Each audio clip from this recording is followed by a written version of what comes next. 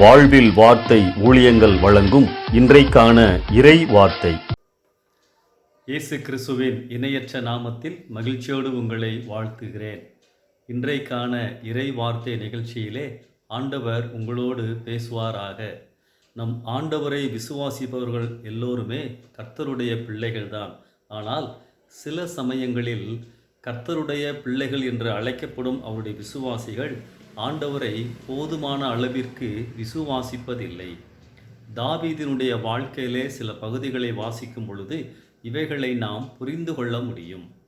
தாவீது ஆண்டவருக்கு பயந்து வாழ்ந்திருந்த ஒரு மனிதனாக இருந்த போதிலும் சவுலுக்கு பயந்து இங்கும் அங்கும் ஒளிந்து ஓடிக்கொண்டுதான் இருந்தார். 1 சாமுவேல் 27ஆம் அதிகாரம் முழுவதையும் வாசித்து பாருங்கள். இந்த அதிகாரத்தில் தேவனிடத்தில் முழு நம்பிக்கையை தாவீது வைக்காததையும் சில முறைகேடான செயல்களை செய்ததையும் நாம் பார்க்க முடியும். முதலாவது, சவுலுக்கு பயந்து எதிரிகளான பெலிஸ்தேரின் தேசத்திற்கு செல்கிறார். அங்கிருந்த நாட்களில் தாவீது சுற்றி இருக்கும் பல இடங்களுக்கு போருக்கு சென்று வெற்றி பெற்று வருவார். ஆனால் பெலிஸ்திய ராஜாவிடம் இஸ்ரவேலின் மத்தியில் சென்றேன் என மாற்றிச் சொல்லி தான் இஸ்ரவேலின் விரோதி என்று அந்த ராஜாவை நம்ப வைப்பார். அது மாத்திரமல்ல, யாராவது இந்த விஷயத்தை இந்த ராஜாவிடம் சொல்லிவிடக்கூடாது என்பதற்காக அந்த பட்டணங்களின் எல்லா மக்களையும் கொன்று விடுவார்.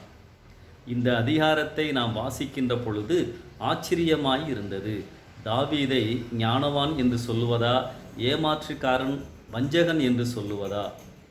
ஆவியானவர் நாம் சில ஆவிக்குரிய உண்மைகளை புரிந்து கொள்வதற்காக எல்லா நிகழ்வுகளையும் வேதத்தில் பதிவு செய்து வைத்திருக்கின்றார். பொதுவாக தாவீதின் வாழ்க்கையிலே இருந்து நாம் பல நல்ல காரியங்களை அறிந்து கொண்டாலும் சில தவறான காரியங்களையும் செய்யக்கூடாத காரியங்களையும் அறிந்து கொள்ளுகின்றோம்.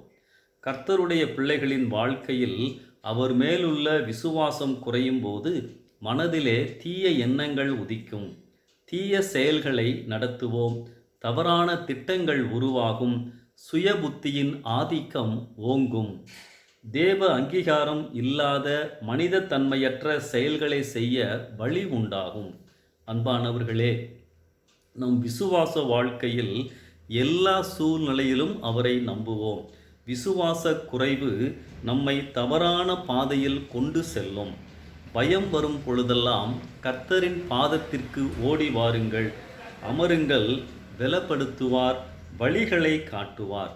ஆம், நம்முடைய ஆண்டவர் வல்லமையுள்ளவர் மட்டுமல்ல, அன்புள்ளவர், நம்மை நேசிப்பவர். அன்பானவர்களே, தானியேலனுடைய வாழ்க்கையை நாம் ஒரு உதாரணமாய் எடுத்துக்கொள்ளலாம். அவருக்கும் சோதனைகள் வந்தது, நெருக்கடிகள் வந்தது, பொறாமைப்பட்ட மனிதர்கள் மூலமாக ஆபத்துகள் வந்த பொழுதெல்லாம் அவர் எப்போதும் போல ஆண்டவரின் பாதத்தில் தஞ்சமடைந்தார். அவரை நம்பி சிங்கக்கெபி வரைக்கும் சென்றார், வெற்றியும் பெற்றார். அன்பானவர்களே, எல்லா சூழ்நிலைகளிலும் அவரை நம்புங்கள். தானியேலின் தேவன் நம்முடைய தேவன். இந்த சிந்தனையோடு இந்த நாளை ஆரம்பிப்போம். கர்த்தர் உங்களை நடத்துவாராக. ஆமென்.